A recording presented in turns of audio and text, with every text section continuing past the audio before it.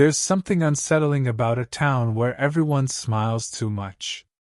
You know the kind of place I'm talking about. A little main street with flower boxes under every window. A diner where people still know each other by name. A gas station with one pump that somehow still stays open all night.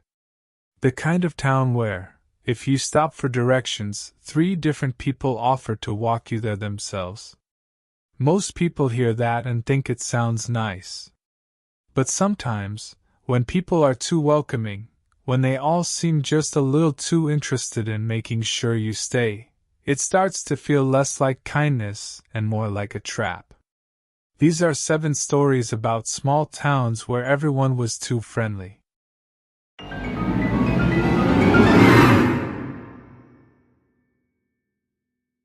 A couple years ago, my car broke down on a state route in western Pennsylvania. It was close to 9 at night, and I hadn't seen another car for the last 15 minutes. My phone was at 4%, there was no signal, and I was somewhere between 2 tiny towns I'd never heard of.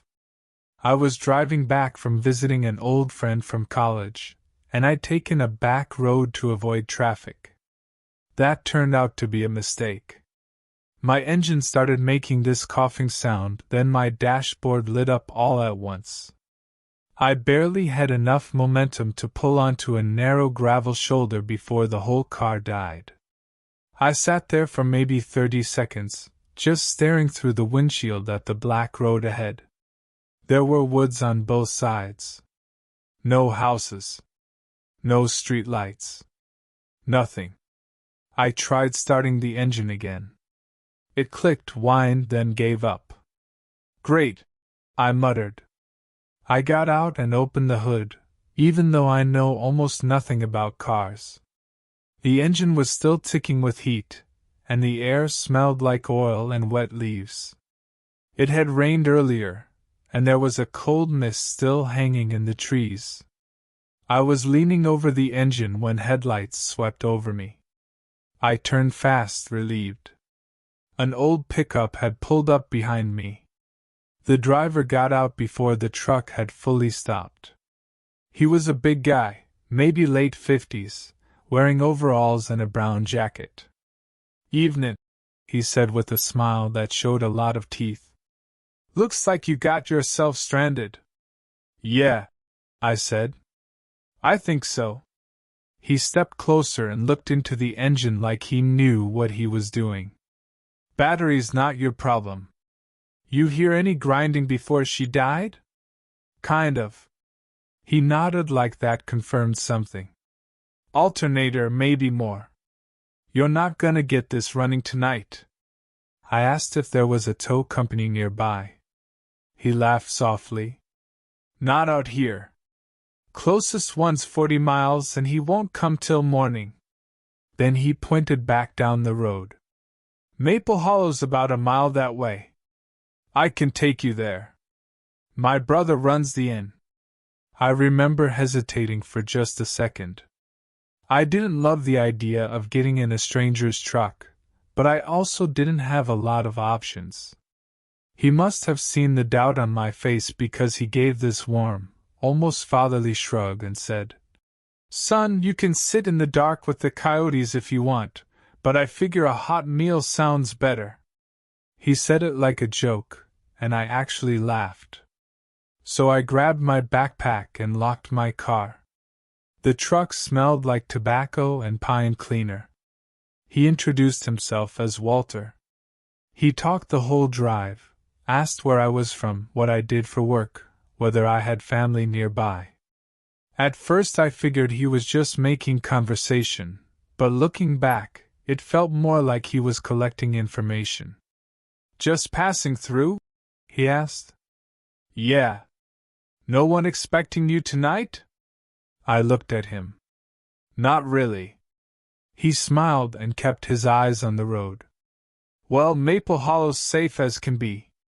You'll be all right here." A minute later we came around a bend and the town appeared out of nowhere. It was tiny. One main road, maybe 10 buildings total. A diner with a glowing red sign. A barber shop. A white church. An inn with a wraparound porch. Old houses with yellow porch lights and little American flags.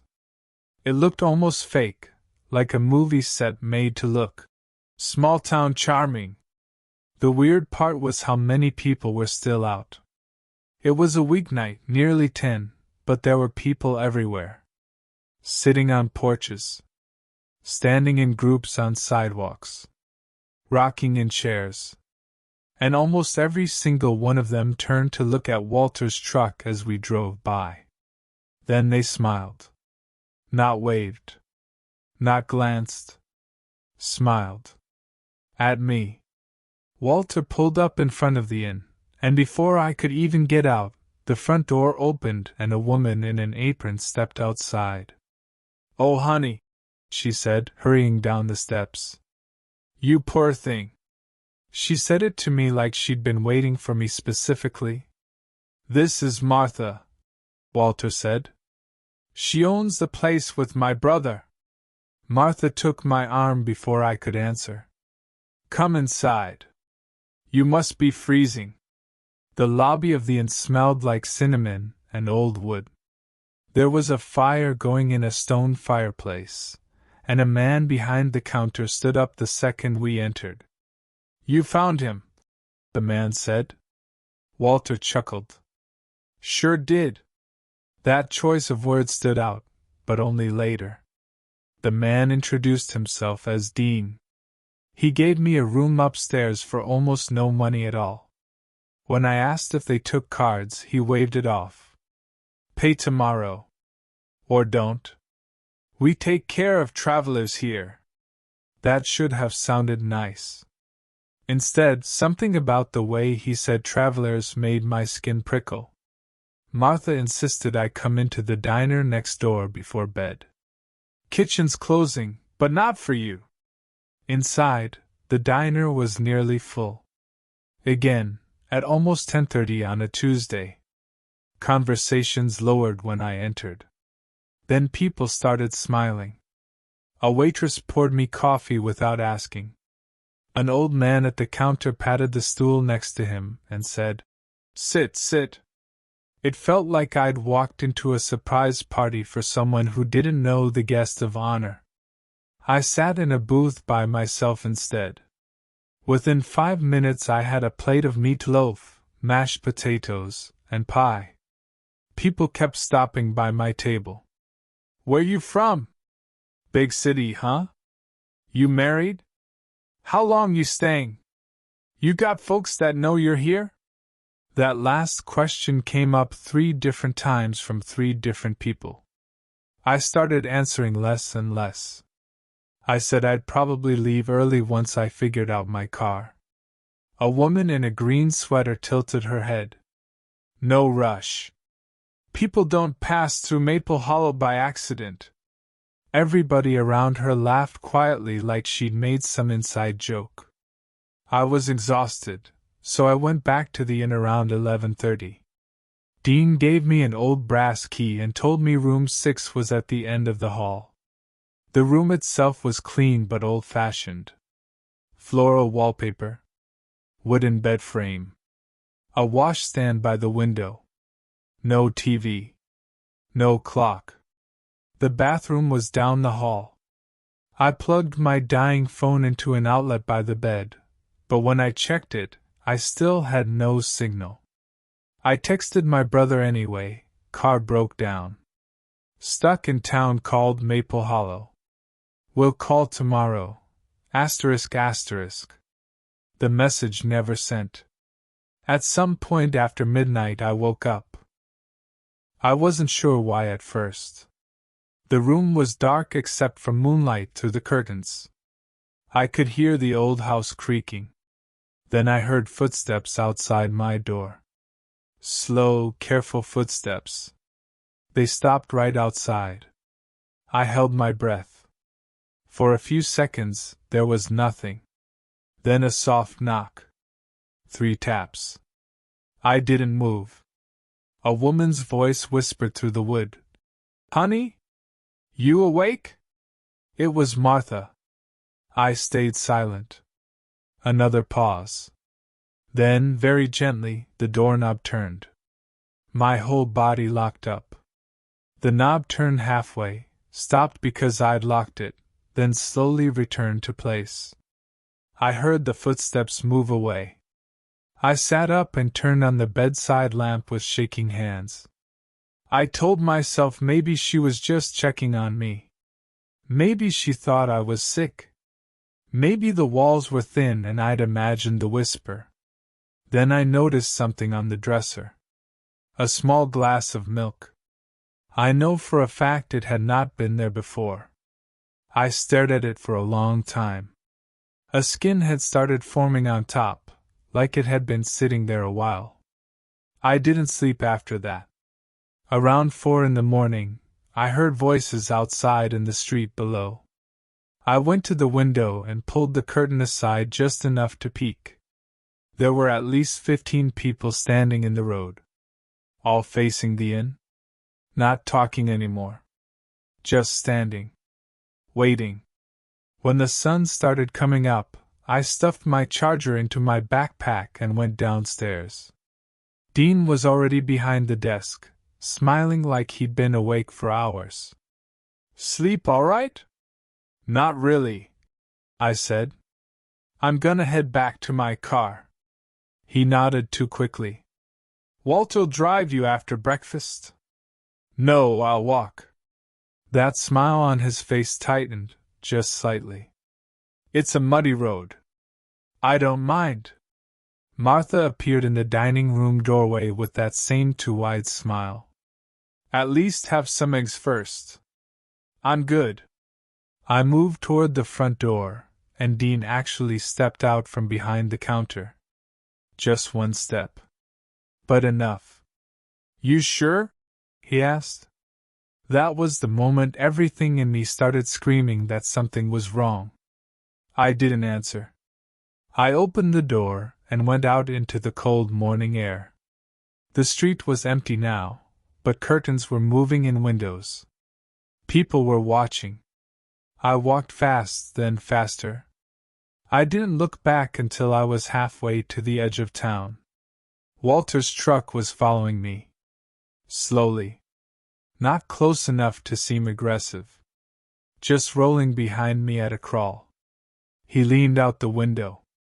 "You forgot breakfast." "I'm fine." "You shouldn't walk alone." I said I'm fine. His expression changed then. Not angry. Just disappointed. Like I'd been rude. He kept following me for another quarter-mile before finally stopping. When I looked back again, he was parked in the road, watching. I got to my car out of breath and shaking.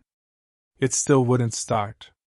I locked myself inside and tried my phone. Still no signal. About 10 minutes later, another truck came down the road from the opposite direction.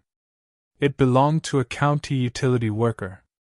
I ran out waving my arms. He stopped, rolled down his window, and asked what was wrong. I told him my car had died and I'd stayed in Maple Hollow. He frowned. "Maple Hollow?" "Yeah, just down the road." He stared at me for a second. "There's no town down that road." I actually laughed. "I was literally just there." He asked me to get in the truck. He drove me back the way I'd come. There was no town. Just trees.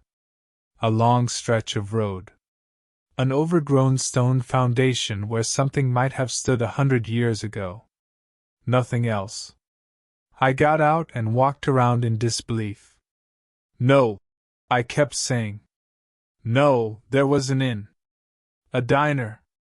People." The utility worker looked genuinely uncomfortable. He said there used to be a settlement out there decades ago, but it was abandoned after a mine collapse. I asked him to stop messing with me. He wasn't. My car got towed later that day. I asked the tow driver if there was a dead zone out there that could block service. He said no. To this day, the text I tried sending my brother that night is still on my phone as unsent. And in the photo roll, taken by complete accident when I was fumbling with my charger in the dark, there's one blurry picture from that room at the inn. It shows the dresser. And on it, in the moonlight, is the glass of milk. And behind it, reflected faintly in the mirror, is a person standing in the corner of the room, smiling.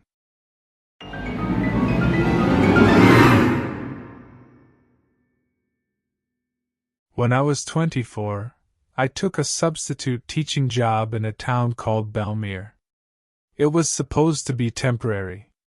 The middle school's English teacher had gone on medical leave, and the district was desperate for someone to finish out the semester. Belmere was 3 hours from where I lived, but the pay was decent and they offered a free rental house owned by the district. I figured it would be quiet, boring, and easy. The first weird thing happened before I even got there.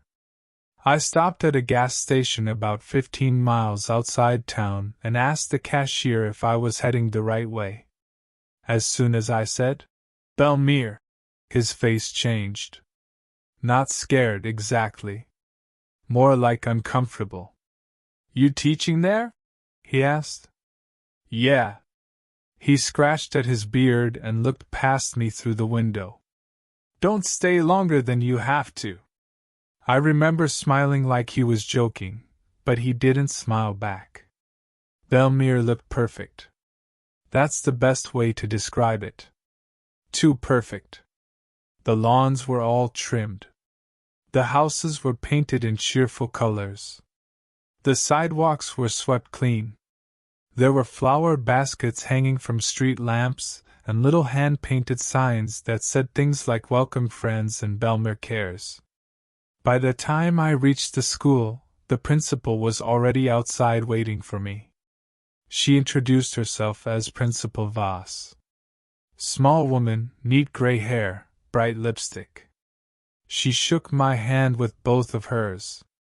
"We are so thrilled you came," she said. Not happy. Not glad. Thrilled. She walked me inside and introduced me to 3 teachers in the hallway. 2 office staff, the janitor, and the cafeteria manager in less than 5 minutes. Every one of them had that same eager warmth. The kind people use when they're trying too hard to come off harmless. My classroom had already been decorated. That sounds nice, but I mean every inch of it. Fresh bulletin boards. A mug on the desk that said "Best Teacher." A framed photo of the school. A welcome basket with snacks, candles, and a handwritten note signed by what looked like half the town. At the bottom of the note, one sentence had been underlined. "We take care of our own here." The rental house they gave me was a little white cottage about 4 blocks from the school. Cute from the outside, old inside. Hardwood floors, creaky steps, 1 bedroom upstairs, no neighbors too close. That first evening, before I'd even unpacked, someone knocked on the door. Then again. Then again. I opened it to find 3 women standing on the porch holding covered dishes.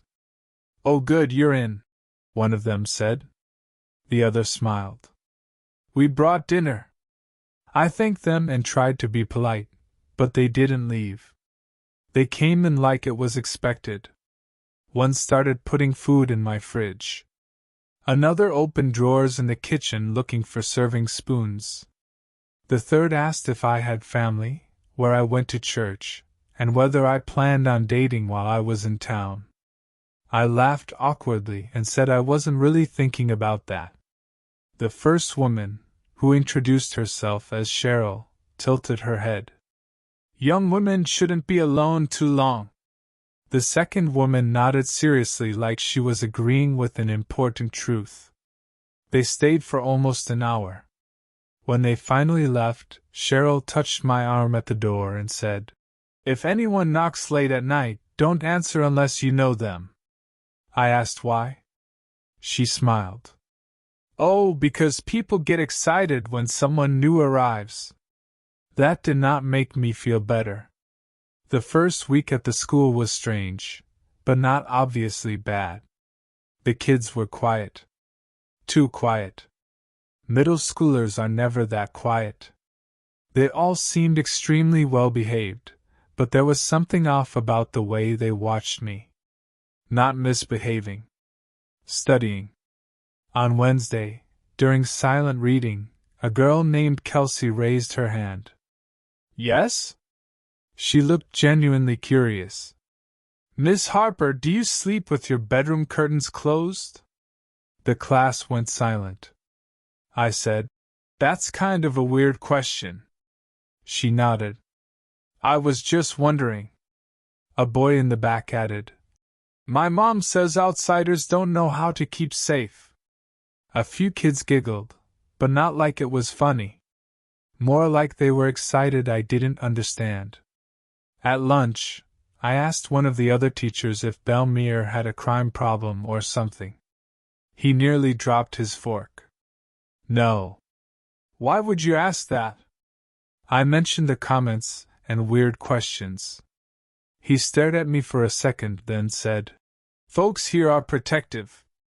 We've had incidents in the past. What kind of incidents? He just shook his head. Nothing you need to worry about. That Friday night, someone rang my doorbell at 1:13 in the morning. I know the exact time because I was lying awake grading papers and looked right at the clock. One ring. Then two more. I went still. Then came a gentle knock. Not pounding. Not aggressive. Just polite little taps. Miss Harper? A boy's voice called from outside. Can you help me? Every nerve in my body lit up. I stepped quietly to the front window and peeked through the curtain. There was a kid standing on my porch. A student. One of my students, I was pretty sure, though I couldn't place his name. He was just standing there in the dark with his hands at his sides. I cracked the window instead of opening the door. What are you doing here? He looked up slowly. His face was blank. My mom said to come get you. For what? He didn't answer right away. Then he said, She said it's your turn? I backed away from the window so fast I almost fell over. By the time I looked again, he was gone. The next morning I went straight to Principal Voss's office and told her what happened. She listened without interrupting, hands folded on her desk. When I finished, she smiled gently. Children sometimes play silly pranks. At 1 in the morning? Belmere children are close-knit. That's not an explanation. She stood up and came around the desk. You're not in danger here, Miss Harper. Everyone in this town knows your name. That sentence stuck with me because of how wrong it felt. Not you're safe. Not we'll handle it. Just, everyone knows your name. That weekend, I decided to drive out of town and stay in a motel for a couple nights. When I opened my front door Sunday morning, Cheryl was on my porch. Just standing there. I jumped so hard I yelped. Oh, she said. Didn't mean to scare you, honey. What are you doing? I saw your car packed. I looked past her. 2 other women from the dinner visit were standing by the sidewalk. Cheryl smiled. Leaving so soon? I was just getting some air for the weekend. Her smile stayed in place, but her eyes didn't. The school is counting on you. I'll be back Monday. She leaned a little closer. Belmere doesn't like abrupt departures. I wish I could say I immediately got in my car and left anyway. But there's something hard to explain about being alone in a town where every single person seems connected. It makes you doubt yourself. Makes you wonder if you're overreacting. So I stayed. That was the biggest mistake I made. The next week, the students started writing about the same thing. I gave them a free writing assignment: describe a family tradition. At least 9 kids wrote about the choosing. Different wording, same idea. A night when families gathered.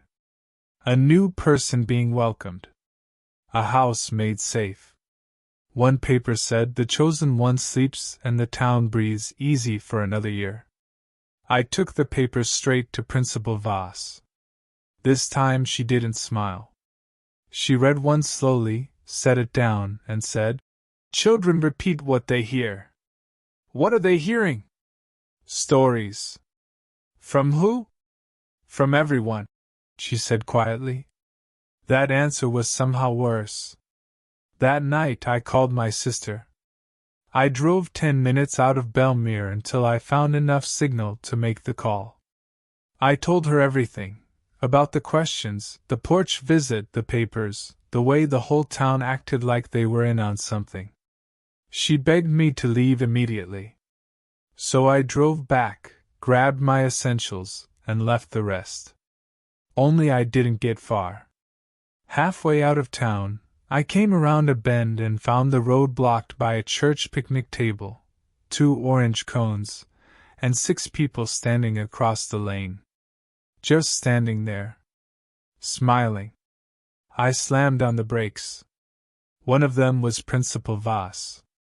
She stepped forward and lifted a hand like she was greeting a late guest. "You forgot to say goodbye," she said. I threw the car into reverse, turned too sharply, and slid into a ditch. My back tire got stuck in mud. I floored it, but it only sprayed dirt. By the time I looked up again, the people were surrounding the car. Not pounding. Not shouting. Just tapping lightly on the windows. A man I recognized from the grocery store bent down beside my driver's side and said, almost kindly, "Please don't make this ugly." I climbed into the passenger seat, kicked the door open, and ran. I ran through wet grass, through a stand of trees, over a creek, tearing my hands on branches. I could hear voices behind me calling my name. Not angry. Encouraging. Like they wanted me to stop so they could help. At some point I lost them. Or thought I did. I hid inside an old drainage culvert until sunrise, shaking so hard my teeth hurt. When I finally reached the highway, a state trooper picked me up. I must have looked insane, covered in mud and crying. He asked what happened. I told him everything. He drove me to the nearest station and took my statement. Then he made some calls. Later that day he came back looking pale and confused. "There's no record of a Cheryl living at that address," he said. "And the house the school gave you?" "Yeah. It's been empty for 6 years." I thought he meant on paper or something. I told him I had slept there for almost 3 weeks. He asked if I had photos. I did. Pictures from my first day in the classroom. The welcome basket. The house. The porch. Only when I opened my phone, some of them were gone. Not deleted into a folder. Gone. And the ones that remained had something wrong with them. In every photo taken inside that house, there were faces in the windows. Not reflections. People. Standing outside, smiling in the dark. I never went back to Belmere. A month later, I looked up the teacher I was supposedly replacing. There had never been a medical leave. The last English teacher at Belmere Middle School died in her sleep in that same rental house. Cause of death, undetermined. And when I zoomed in on the staff photo from the school website, taken years before I got there, I saw Principal Voss in the front row. Same lipstick. Same hair. Same face. Exactly the same.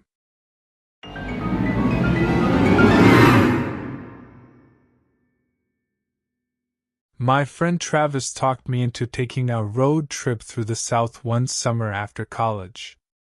We didn't have much of a plan.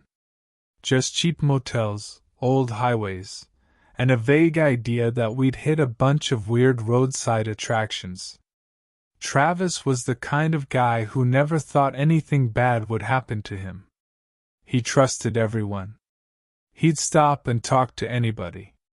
That's probably why we ended up in Harrow's End. We were following some GPS shortcut through rural Georgia when a storm hit hard enough to make driving dangerous.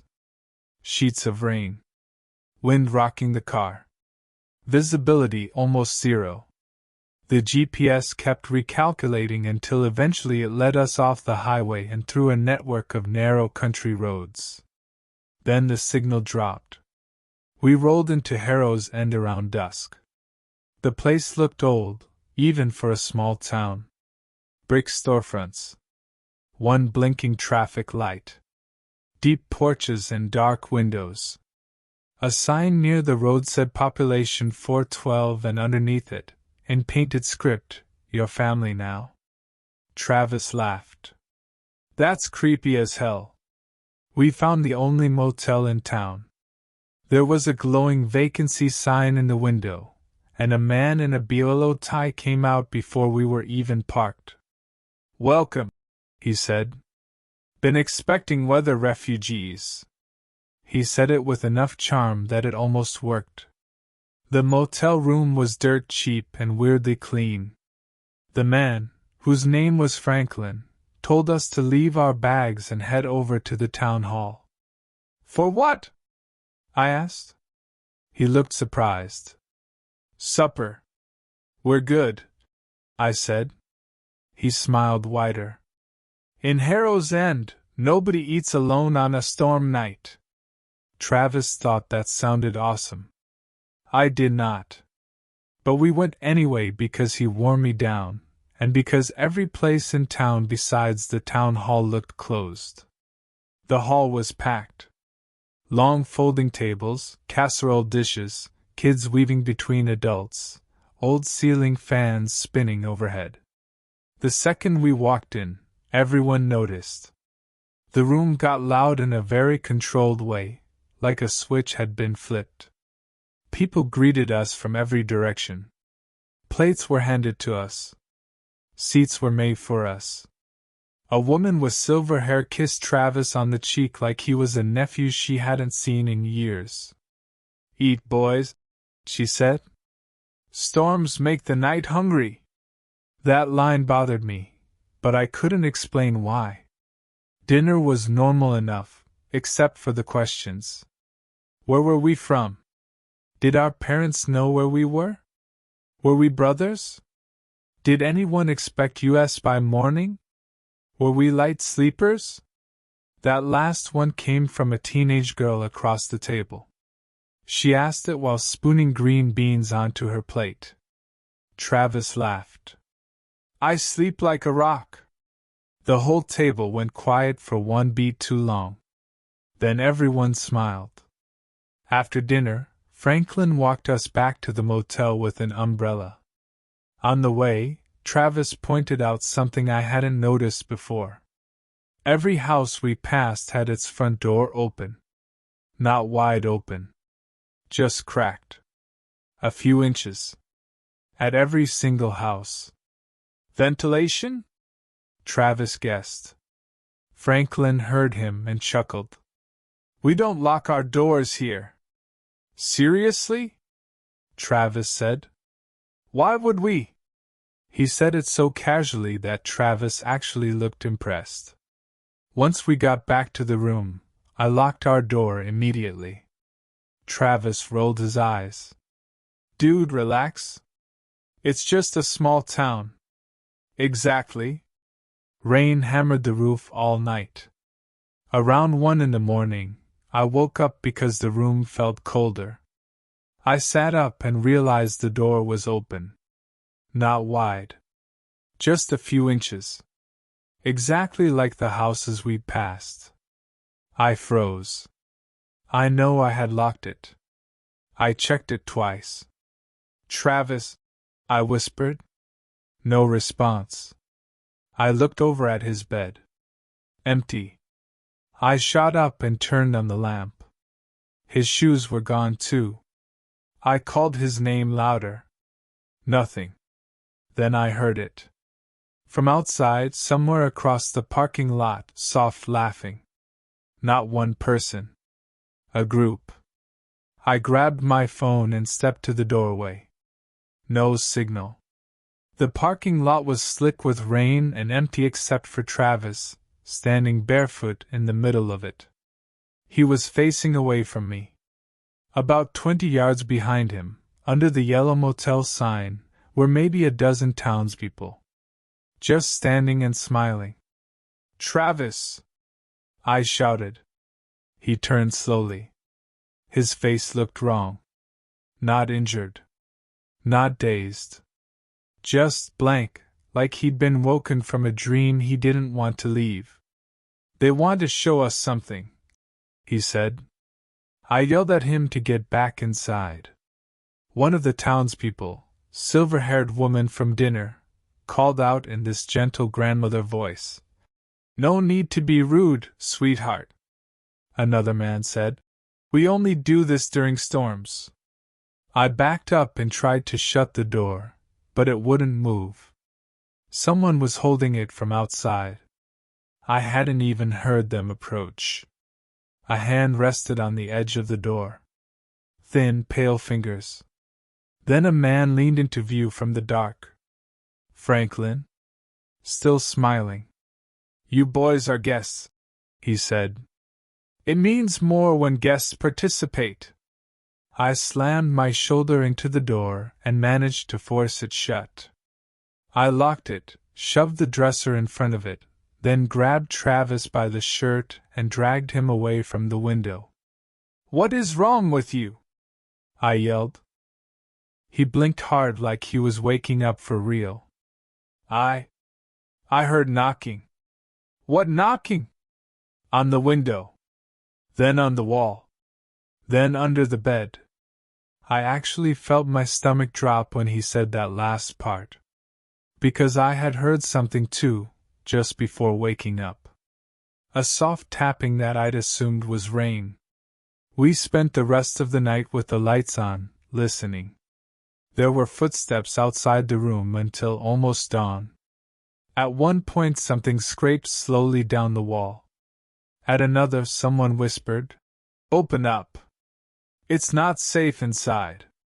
When morning came, the parking lot was empty and sunny, like nothing had happened. Travis wanted to leave immediately. I didn't argue. Franklin was in the motel office drinking coffee. He looked genuinely hurt when we checked out. "So sudden?" he asked. "We've got somewhere to be," I said. He sighed. "That's a shame. Folks were hoping you'd stay one more night." As we loaded the car, an older man sweeping the sidewalk across the street called to us. "Road east is washed out." We were headed east. "Go west instead," he said. Another person on a porch nodded. "West is safer." Then a woman outside the diner called, "You boys be careful going east." By the time 3 more strangers had repeated the same warning, it started to sound rehearsed. So I drove east. The road was fine. About 5 miles out of town, Travis checked the glove box for napkins and found a folded piece of paper tucked inside. Neither of us had seen it before. On it were 3 words, written in shaky handwriting. "Don't sleep there." Nothing else. We looked at each other, then at the rearview mirror. A truck was behind us. Old blue pickup. Keeping pace. It followed us for 12 miles before turning off. Travis said maybe Franklin had planted the note as a prank. I didn't think so. The handwriting looked rushed, panicked. We stopped for food at a bigger town around noon. Travis went to the bathroom, and I asked the waitress if she'd ever heard of Harrow's End. She stopped wiping the counter. You came from there? Yeah. Her face tightened. People go in. Not many come through twice. I asked her what that meant. She leaned in and lowered her voice. My cousin stayed in that motel 10 years ago during a storm. Said the town kept inviting him everywhere. Said everyone acted like they knew him. He left before sunrise. What happened? He swore there were scratch marks under the bed in his room. Deep ones. Like somebody had been dragged out by their ankles. That night Travis called me from his room in a panic. We'd gotten separate motel rooms in a different town because he was too shaken to keep driving. He said, "Check your shoes." I did. There was mud on the bottoms. Fresh mud. Dark reddish clay like the dirt from Harrow's End. I hadn't worn them since we left. Then he told me to check under the bed. I almost didn't. When I finally did, my flashlight caught something carved into the wood slats underneath. Names. Dozens of them. Just first names, scratched over each other with something sharp. One of them was Travis. One of them was mine. We left before dawn. We didn't speak much after that trip. The whole thing changed him. Changed me too. About a year later, I looked up Harrow's End on a map. The town was there, but barely. No website. No listings for the motel. No photos except one old county archive image. In the image, taken sometime in the 1950s, a group of townspeople stood outside the town hall during a storm relief supper. In the front row was Franklin. Same bolo tie. Same smile. And beside him, barefoot in the rain, was a young man staring blankly at the camera. He looked exactly like Travis.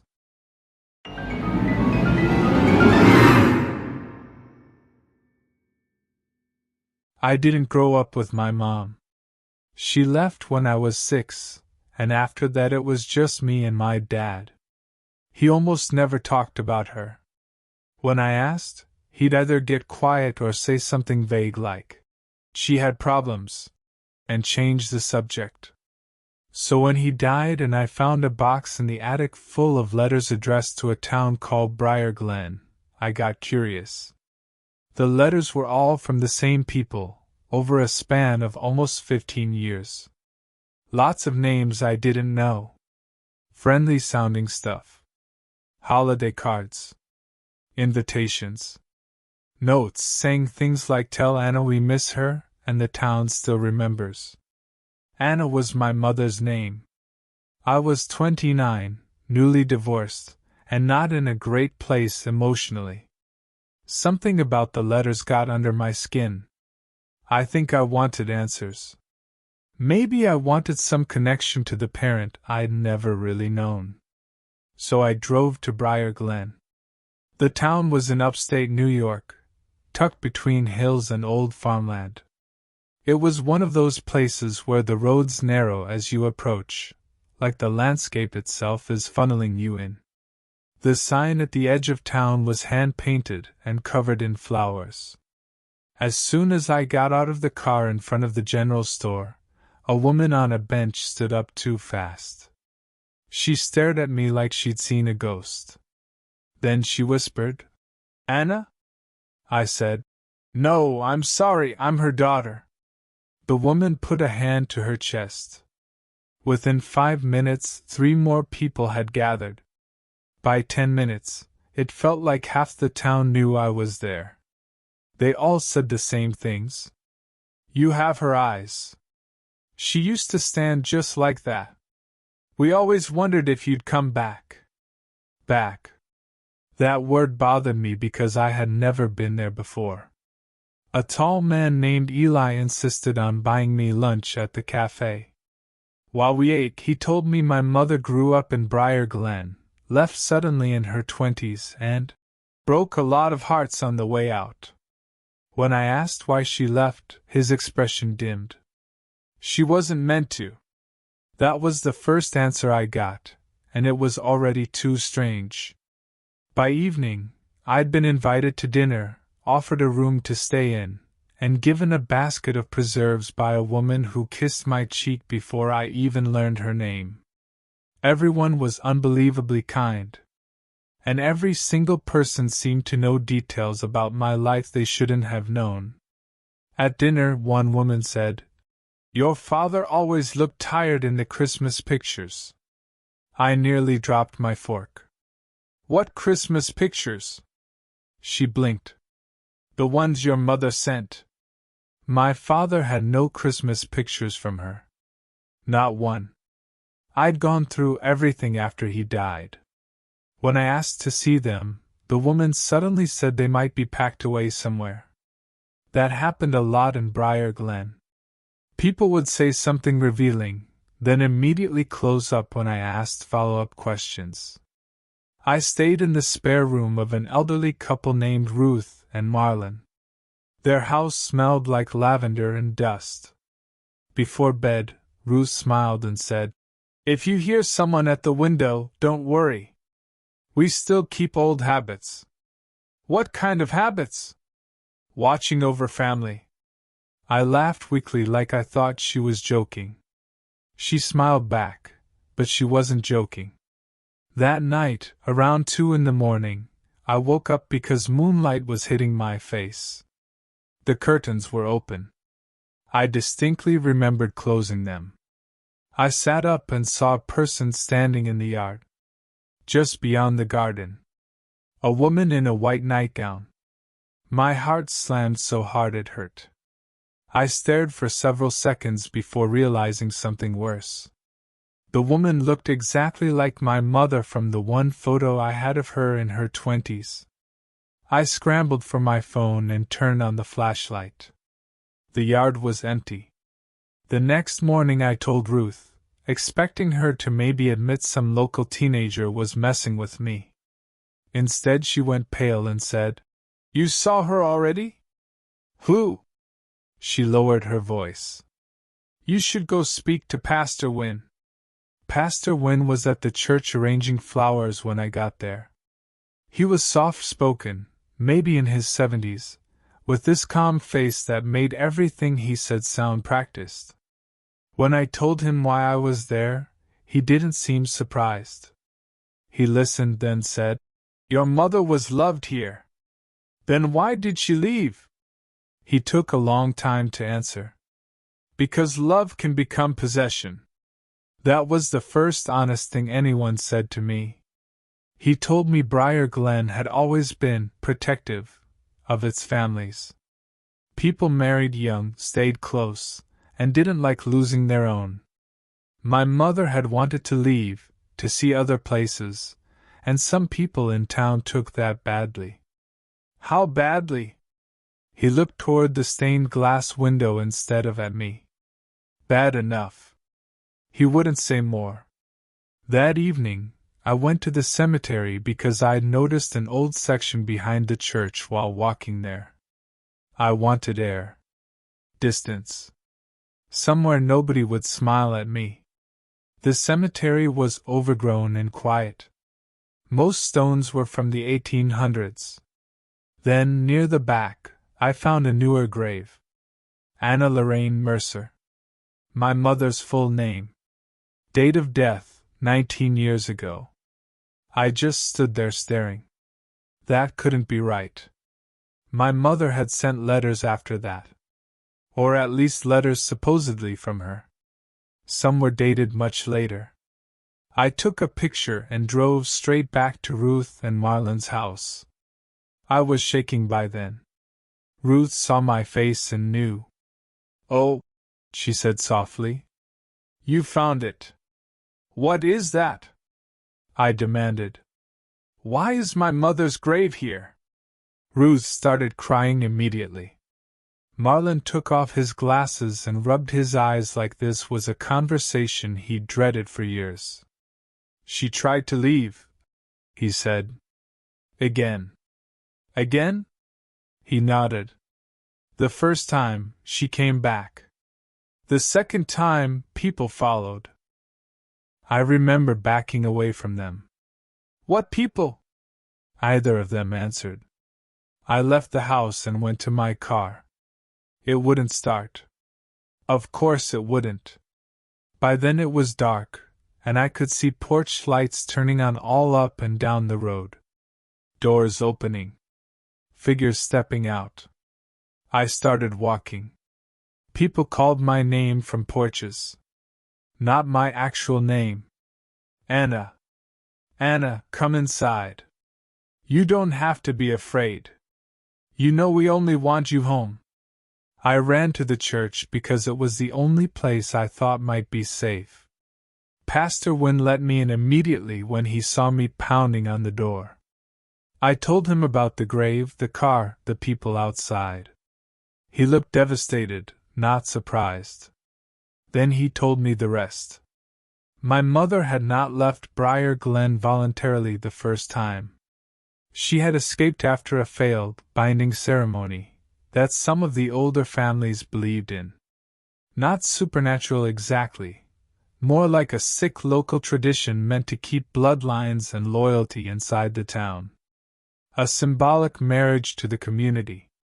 Pastor Wynne had opposed it. So had a few others. Years later, my mother came back in secret because she wanted to see whether the town had changed. She had me by then. My father had refused to let her take me. She disappeared during that visit. Officially, they said she drowned in the river. Unofficially, Pastor Wynne believed the town killed her. I remember sitting there in stunned silence while voices gathered outside the church. Calm voices. Familiar voices. Calling for me. Pastor Wynne locked the doors and whispered, "They believe blood returns. They'll never stop asking." We left through a side exit and crossed the cemetery in darkness. He led me to an old maintenance shed where he kept his truck. As we drove, I could see lanterns moving through town behind us. People were searching. Not frantically. Patiently. Like they knew time was on their side. He got me to the highway and told me not to come back. Before I got out, he handed me a bundle of letters tied with ribbon. "Your mother wrote these after she first escaped," he said. "I kept them because your father told me no one should know where she was." I asked why he never contacted me. He looked ashamed. "Because I was afraid they'd follow the trail." I read the letters at a motel that night. My mother wrote that Briar Glen treated leaving like betrayal. That the people smiled while they watched her. That women in town would braid her hair and tell her she was lucky to be wanted. That men would offer to drive her anywhere, and then bring her back home. The last letter ended with one sentence I still think about all the time. "If they ever can have me, they may settle for someone who looks enough like me to pretend." A month later, Pastor Wynne died in a house fire. And every year since then, on my birthday, I receive a card with no return address. Inside, it always says the same thing. "Your room is ready whenever you come home, Anna."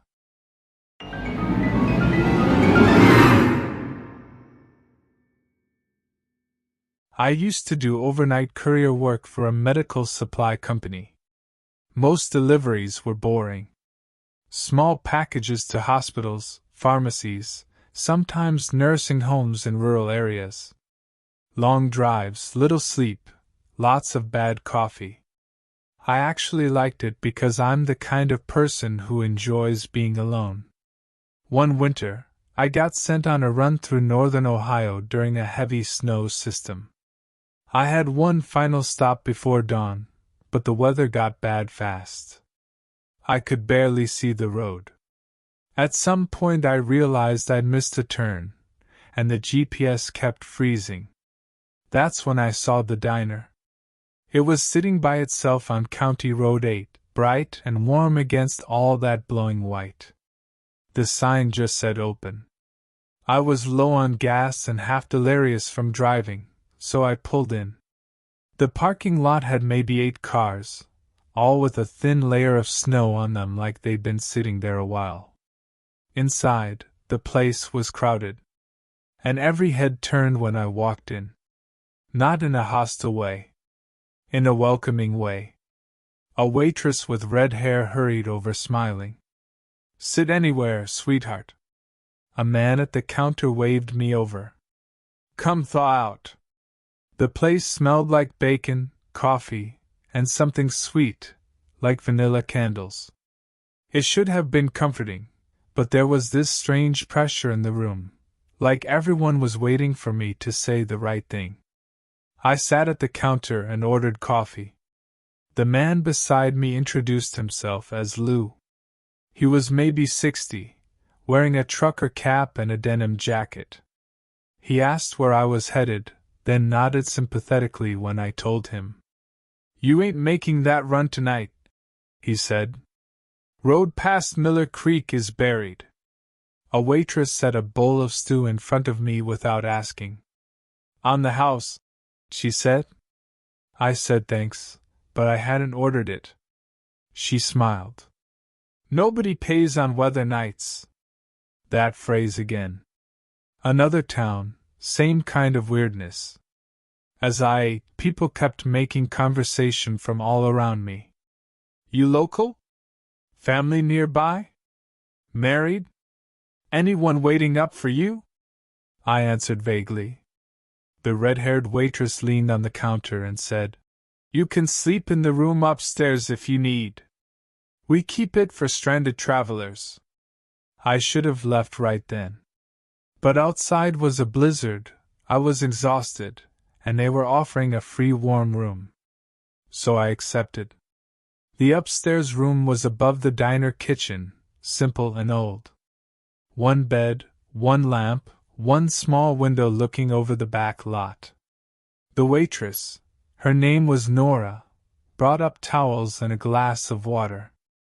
Before leaving, she paused at the door and said, "If you hear knocking from downstairs, don't come out." I asked why. She looked down the hall, then back at me. "Because they'll think you're ready." She left before I could ask what that meant. I locked the door and texted dispatch that I was snowed in. No signal. Great. At first, everything seemed normal.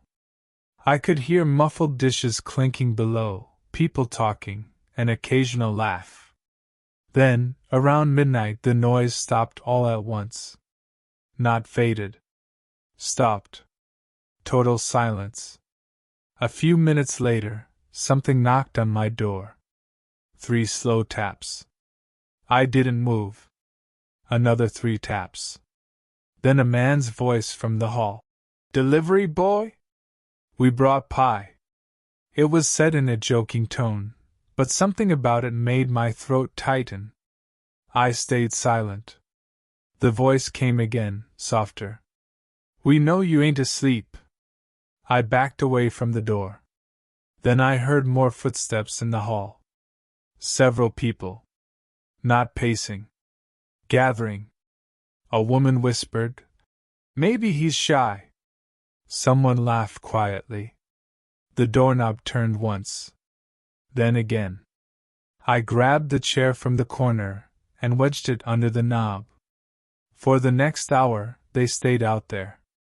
Sometimes whispering. Sometimes just standing.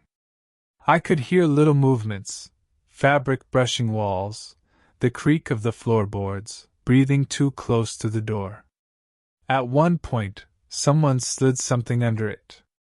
I waited until the footsteps moved away before picking it up. It was a Polaroid photo. It showed the diner parking lot from the upstairs window. My van was in the picture. And in the back of the van, barely visible through the rear glass, was a person sitting up. I was alone. I ran to the window and looked down. My van was empty. When I turned back, there was another knock, this time from the window behind me. I actually screamed. There was a face outside the glass. Nora. Snow clung to her hair and coat. She was standing on the narrow roof over the back entrance somehow, one hand gripping the frame. She mouthed, "Come down now." Quiet. Asterisk asterisk. I opened the window and she whispered for me to climb out onto the roof. I told her I'd fall. "You won't," she said. "But you will if you wait." That made no sense, but fear does weird things to your judgment. I climbed out after her, nearly slipping. She led me to an old fire ladder on the side of the building. As we descended, I heard the room door upstairs burst open. They hadn't even tried to hide it anymore. We ran across the back lot to a small detached garage. Inside was Nora's car and a shotgun hanging on the wall. She grabbed the keys, then stopped and looked at me. "You need to know something," she said, breathing hard. "This place isn't what you think." "No kidding. My family owns the diner. The people downstairs, they come every winter storm. They say it keeps the road safe." I just stared at her. She swallowed. "They pick someone passing through. Someone who won't be missed right away." I said, "What do you mean pick?" Her eyes filled with tears. "I mean feed." Those voices from the diner were in the lot now, calling gently. "Nora! Come out, sweetheart. He's cold.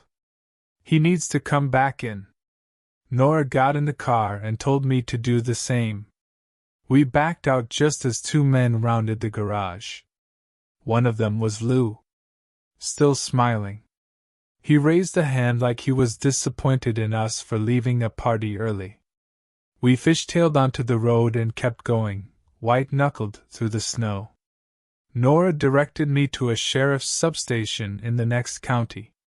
When we got there, the deputy on duty listened carefully, then called a supervisor. The supervisor arrived and, the second Nora said the name of the diner, his face changed. He knew it. Apparently there had been reports over the years. Missing motorists. Abandoned vehicles. Stories that never quite went anywhere because whether white tracks and people passing through weren't always connected. By morning, a team went out to the diner. It was gone. Not burned down. Not demolished. Gone. The lot on County Road 8 was empty except for an old concrete slab and a rusted signpost. No cars. No building. No tracks leading away through the snow. The deputy thought we were either lying or in shock. Then they opened the trunk of Nora's car and found a stack of diner menus she hadn't even realized was back there. Every one of them was stained dark brown around the edges. I never saw Nora again after that statement. She gave a forwarding number that stopped working within a week. Sometimes I wonder if she was ever trying to save me, or if I was just the first one who managed to get out during her turn upstairs. The worst part is this. A few months later, I got sent on another route in another state. I stopped at a truck stop for coffee. There was a family at the counter. Mom, dad, teenage daughter. The daughter turned, smiled at me, and for a split second I recognized Nora. Or someone who looked exactly like her. Before I could say anything, her father put a hand on her shoulder and led her away. On the back of their dusty SUV, in a finger-drawn message across the dirt, were the words, "We keep the road safe."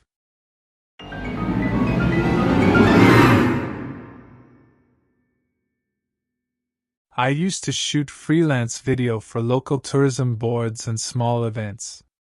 It wasn't glamorous, but it paid the bills. One fall, I got hired to film a historic lantern festival in a town called Ashby Crossing. The organizer said it was a perfect chance to build my portfolio because the event was visually unique and the town had old architecture. The rate was suspiciously good for a one-night job, but I took it. Ashby Crossing was deep in the mountains, the kind of place where GPS tells you that you've arrived even though all you can see are trees. Then the road bends and there's this little valley town tucked below, with brick buildings and a river and a church steeple rising out of fog. Beautiful place. Too beautiful. I arrived around 4 in the afternoon. The whole town was already decorating, hanging lanterns from porches, stringing lights across the main street, setting up long tables of food. The mood should have felt festive. Instead, it felt organized in a way that made me uneasy. Everyone knew exactly where I was supposed to be before I introduced myself. "You're the cameraman. Set up by the bridge first. Get the children before dusk." A woman named Celia, who seemed to be in charge, handed me a printed schedule with my name already typed at the top. She smiled and said, "We're honored you accepted." I asked how late the event would go. "Until the last lantern settles," she said. That sounded poetic enough that I let it go. I spent the next few hours filming the town, kids in old-fashioned clothes, lanterns being lit one by one, people hanging wreaths made of dried herbs, older residents carrying baskets of candles. Everyone was cheerful, but in a measured way. Nobody messed around. Nobody acted drunk or loud or spontaneous. It felt less like a festival and more like a ritual pretending to be a festival. As sunset approached, Celia led me to the covered bridge at the edge of town and said, "This is where you'll want to stay once the procession begins. Whatever happens, keep filming." "Whatever happens?" She smiled. "We say that every year." I laughed awkwardly. No one else laughed. The procession started just after dark. The whole town gathered in silence with lanterns glowing gold and orange. Then a bell rang from the church, and they began walking toward the river. No music. No chatter. Just footsteps and the soft hiss of lantern flames. It was one of the prettiest things I'd ever filmed. And one of the creepiest. Through the camera lens, I started noticing things that felt wrong. People in upstairs windows holding unlit lanterns and not joining the procession. Children counting under their breath. Several residents glancing directly into the lens with expressions too serious for a festival. Then I heard a voice behind me. A little boy, maybe 8 years old, standing at the bridge entrance. He asked, "Do you know how many they need this year?" I lowered the camera. "How many what?" He pointed at the lanterns floating on the river below. "How many it takes." Before I could answer, his mother appeared, took his hand, and said, "Don't bother the guest." She smiled at me, but her fingers were digging hard into the boy's wrist. At some point during the procession, I realized something else. There were more lanterns than people. I know that sounds impossible, but I had a high angle from the bridge. Some lanterns were being carried by people I hadn't seen in town before. Tall figures at the back of the line, faces hidden by hats or shadow, moving slightly out of step with everyone else. Whenever I tried to zoom in, townspeople would drift in front of my shot. Then came the announcement. Celia stepped onto a platform near the river and thanked everyone for gathering. Through another year of mercy. She spoke about remembrance, protection, and keeping the crossing unburdened. Then she said, "Our visitor has documented the night beautifully." And the whole crowd turned toward me. Every lantern tilted in my direction. It was one of the worst feelings I've ever had. Being lit up by 100 little flames and 100 smiling faces all at once. Celia asked me to come down by the river for a closing blessing. I said I was fine on the bridge. A murmur went through the crowd. Not angry. Disappointed. Celia smiled patiently. You're part of the evening now. That sentence snapped something into place for me. I packed my camera, slung the bag over my shoulder, and said I needed to get something from my car. Celia's smile thinned. You should stay where the light can see you. I didn't answer. I walked fast toward Main Street. Nobody stopped me. That was almost worse. Because when people want to stop you and don't, it usually means they're sure you won't get far. My rental SUV was parked near the inn. When I got there, all 4 tires were flat. Not punctured. Slashed. There was a folded note under the windshield wiper. Please don't leave before the settling.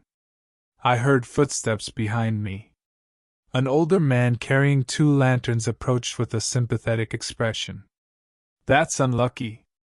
I asked if there was somewhere I could call a tow. He held out one of the lanterns toward me. You won't need one if you stay. I backed away and headed for the inn. Locked. Dark. Then I remembered the church. If there was one person in these places who might still have a backbone, it'd be the pastor. That was my thinking. I was wrong about one thing. The church was open. Inside, rows of candles were burning, and every pew was empty except for a young woman near the altar. She introduced herself as Mara. She had this exhausted look like she hadn't slept in days. When I told her I needed help, she didn't ask questions. She just said, They picked you because you came alone. I asked who they were. Everyone, she said. Mara told me the festival wasn't for tourism. It never had been. Ashby Crossing believed that once a year, something came up from the river fog and crossed into town unless the lantern count was right. They used to choose one of their own to disappear into the water. Over time, they stopped volunteering residents. Outsiders became easier.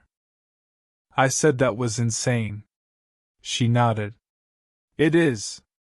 Outside, I could hear the crowd moving through the street now. Slow. Quiet. Mara led me to a side door and pointed toward a trail that climbed the ridge behind the church. Go up there.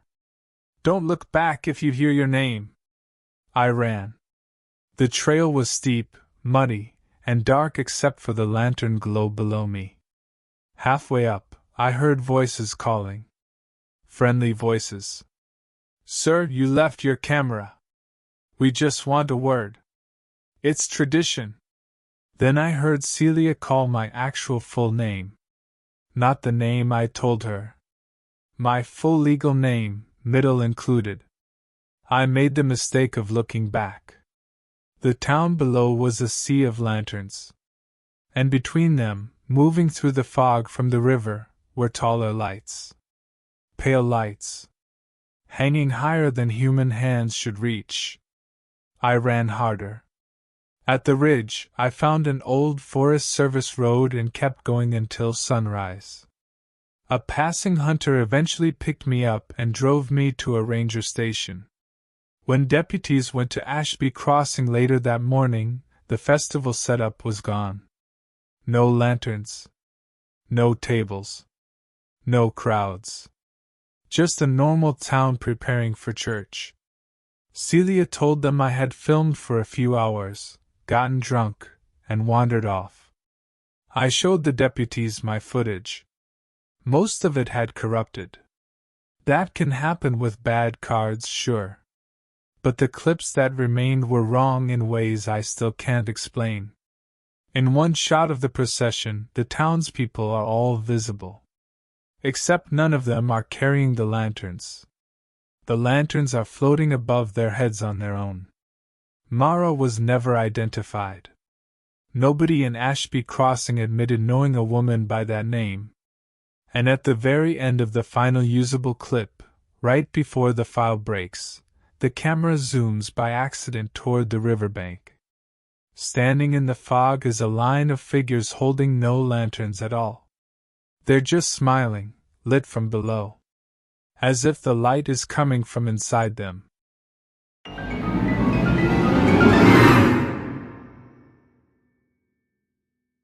The creepiest town I ever visited was one I chose on purpose. After hearing so many stories over the years, I got kind of obsessed with places that seemed too perfect from the outside. So when I found an online travel forum post about a forgotten New England town where time stands still, I figured it would make a good weekend photography trip. The town was called Wren's Crossing. There were barely any photos of it online, just a few grainy images of an old clock tower, a bookstore, and a pond with swans. The comments underneath were weirdly glowing. Not normal travel stuff like good food or nice views. More like, most welcoming place I've ever been. You'll never want to leave. They make you feel like you belong. That should have been my first clue. I drove there on a Friday afternoon in October. The trees were bright red and orange, and the roads got narrower the closer I got. By the time I reached Wren's Crossing, it looked like I'd passed into a postcard. The town was spotless, quiet, picturesque, and full of people. Not tourists. Residents. All of them out and about like they had nowhere else to be. The moment I parked near the square, a woman with a stroller smiled at me and said, "First time?" A man outside the bookstore said, "You picked a good weekend." A kid riding a bike slowed down and said, "Don't miss the pond at sunset." Friendly, sure. But there was this strange quality to it, like they were all reading lines from the same script. I checked into the only inn in town. The owner, Mrs. Wren, was a thin woman in her 80s with perfect posture and silver hair pulled into a bun. She looked like she belonged in the building more than just running it. When I signed the guest book, she glanced at my name and said, "You're staying alone?" I said yes. "Good," she said softly. Then she smiled. "I mean, we can always use another restful guest." She gave me room 4 and a brass key. My room overlooked the square. There was a typewritten card on the bedside table that read, "Welcome to Wren's Crossing. Checkout is flexible. Please let us know if you decide to extend your stay." That last line had been underlined. I spent the afternoon taking pictures. The town really was beautiful. But little things started to add up. There were no visible police, no visible school, no grocery delivery trucks, no bus stop, no one on a phone. I didn't hear a single siren, dog bark, or car horn. People spoke quietly, and whenever they laughed, it never lasted long. At the pond during sunset, I met another visitor. Or at least I thought he was a visitor. His name was Darren. Late 30s, camera around his neck, tired eyes. He asked if I was just passing through. I said yes. He looked relieved for some reason. Good. We talked for a few minutes, and I told him I was there for the weekend. When I asked how long he'd been there, he hesitated. Longer than planned? I laughed. That good, huh? He didn't laugh back. Before I could ask more, a woman across the pond called, "Darren, dinner!" The way you'd call a husband or son. He flinched. Then he said quietly, "Don't stay after tomorrow." He walked away before I could respond. That night, I went downstairs for dinner in the inn's dining room. There were about a dozen residents there, and every seat but one had someone in it. The only open place was directly across from Mrs. Wren. Almost like it had been saved. Dinner conversation was calm and weirdly personal. People asked what city I came from, whether I was happy there, whether I got lonely, whether I'd ever considered a slower life. one man said. A lot of people don't realize they're tired until they find somewhere gentle. Another woman smiled at me and added, some places heal you by keeping you. They all murmured in agreement like that was a normal thing to say. I went back to my room early and locked the door. At 11:47 p.m., there was a knock. Light. Patient. I didn't answer. Then a woman's voice said, just checking whether you'll want breakfast after your decision. My decision. I stayed silent. The person outside remained there for a long time. I could tell because the floorboards would creak every few seconds, like they were shifting their weight. Eventually the footsteps moved away. At some point I must have fallen asleep, because I woke up to sunlight and the smell of flowers. There was a vase of fresh white lilies on the windowsill.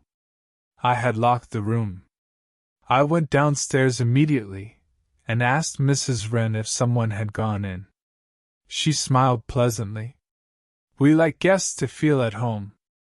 That's not an answer. She folded her hands. Nothing enters a room in Wren's Crossing unless it is welcome. Again, not an answer. I spent the day trying to leave. That sounds dramatic, but that's what it became. First, my car wouldn't start. Battery dead, even though it had been perfectly fine the day before. 2 men from town appeared within minutes offering to help. They were incredibly cheerful. They checked under the hood, exchanged a look, and told me I'd probably need to stay another night while they found a part. I told them no thanks and started walking toward the road out of town. A woman sweeping her porch called, "Bit far on foot." A teenager stocking books outside the shop said, "The weather turns fast after dark." An old man on a bench smiled and said, "No one leaves uncomfortable here." Every interaction sounded helpful on the surface. Everyone carried the same pressure underneath. I found Darren sitting alone on the church steps in the afternoon. This time I didn't let him walk off. I asked him point blank what was wrong with the town. He looked around to make sure no one was nearby, then told me he'd come to Wren's Crossing to photograph fall colors 3 years earlier. 3 years. He meant to stay one night. His car had failed. Then his wallet disappeared. Then the road closed after a storm. Then he got sick and the town helped him recover at the inn. After a while, he stopped trying to leave because every attempt brought more problems, more smiling assistance, more subtle interference. "Why not just run?" I asked. He gave me a hollow look. "I did. Twice." "What happened?" "Both times I woke up back in my room." I almost stood up right then and walked away from him, because that sounded impossible. He must have seen the doubt on my face. "I know how it sounds," he said. "You think they drug you, or there's some trick. Maybe there is. But after enough failed attempts, it stops mattering."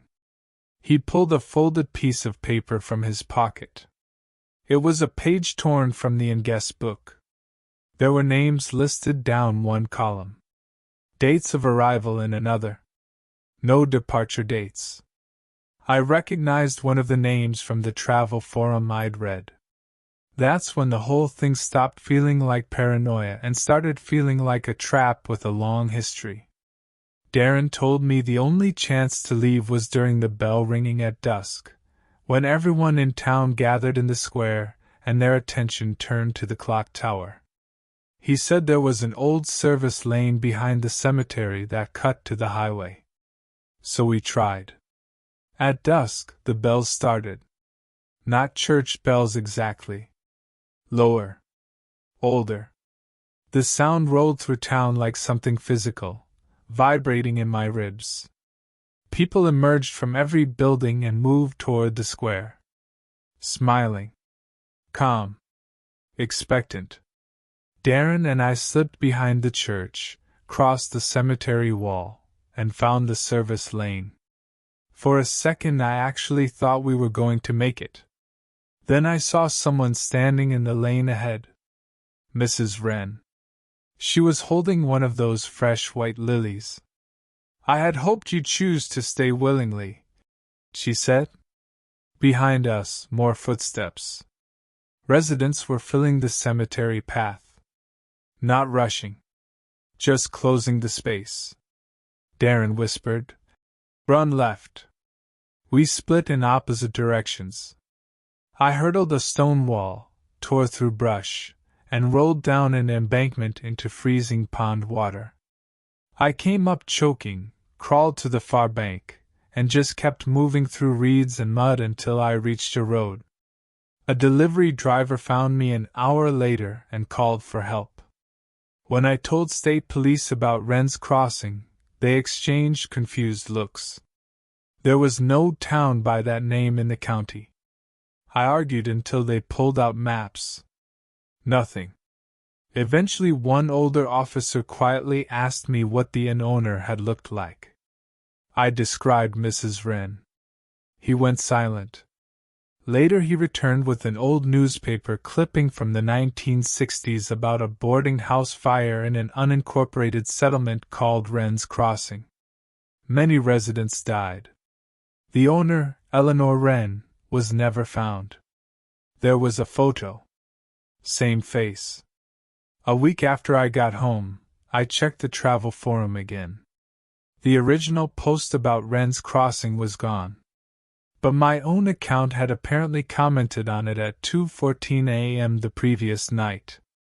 "I know it wasn't me," the comment said. "Beautiful place.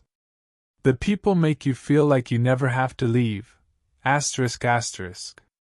And attached to the comment was a photo from my phone that I had never taken. It showed me asleep in the inn's room 4. Standing beside the bed was Darren, smiling exactly like the others. Which story scared you the most? Comment below and subscribe for more true horror stories. If you want to share your story with us, send us at belladarktales@gmail.com.